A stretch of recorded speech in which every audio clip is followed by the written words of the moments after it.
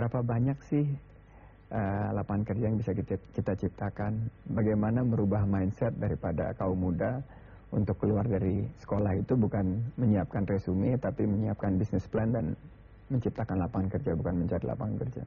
Mas Andi, kalau kita misalnya membuat 3 jalur untuk menjadi pemimpin di negeri ini, jalur pengusaha, jalur civil society, dan jalur partai politik. Menurut Anda keunggulan masing-masing, katakanlah kalau dari pengusaha, apa sih sesungguhnya keunggulan utamanya? Kalau di dunia usaha itu kan sangat dinamis ya, dan krisis itu kalau kita lihat sekarang berlanjutnya itu sangat siklusnya makin lama makin pendek gitu. Krisis 97-98, terus kita lihat ada krisis 2004, 2008 itu ada krisis di Amerika, sekarang 2010 ada krisis di Yunani. Nah ini dinamis dan para pengusaha itu selalu kurang lebih harus punya kesiapan untuk menghadapi krisis-krisis tersebut.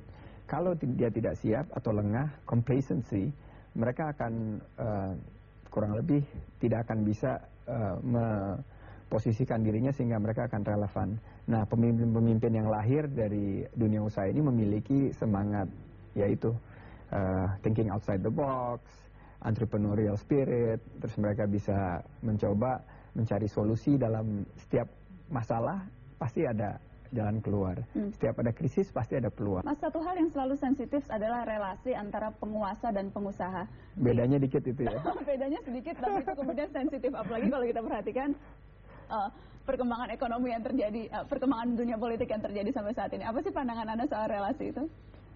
Saya rasa kan pengusaha itu sebetulnya adalah profesi yang sangat-sangat mulia ya. Dia menciptakan lapangan kerja dan pada satu saat banyak pengusaha itu akhirnya terpanggil.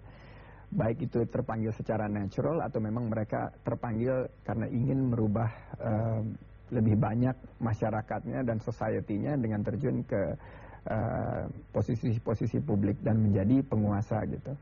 Selama bisa memisahkan conflict of interest atau benturan kepentingan, saya rasa sah-sah saja kok. Karena banyak sekali leaders yang sukses di public space ya, di pejabat-pejabat publik itu memiliki background sebagai pengusaha, sebagai entrepreneur, dan mereka menerapkan entrepreneurial spiritnya atau semangat kewirausahaannya dalam mengambil keputusan, mencari solusi, dan membawa bukan hanya perekonomian tapi bangsa itu menuju hari depan yang lebih baik. Apa sih mimpi Anda untuk Indonesia ke depan?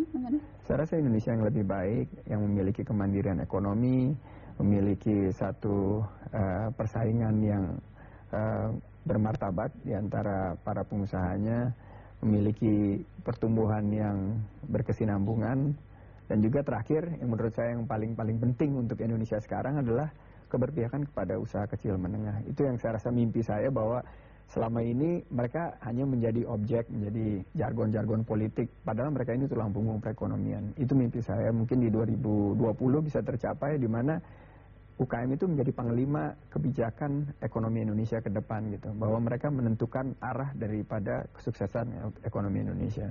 Baik, Mas Andi, nanti kita akan lanjutkan perbincangan ini tapi dengan bersama dua pendobrak lainnya yang hadir di Mata Najwa. Pemirsa tetap bersama kami, sesaat lagi Mata Najwa akan hadir dengan perbincangan, masih melanjutkan perbincangan dengan Anies Baswedan dan juga Anas Urbaningrum sesaat lagi. Tapi apa sih sesungguhnya benang merah di antara Mas Andi, Mas Anas, dan Mas Anies? Semuanya berangkat dari tanda petik sekolah aktivis begitu ya. Tapi your leadership itu yang mendapatkan masa depan. Jadi kepemimpinan. Jadi saya rasa mungkin kita beda-beda tapi semuanya entrepreneur gitu.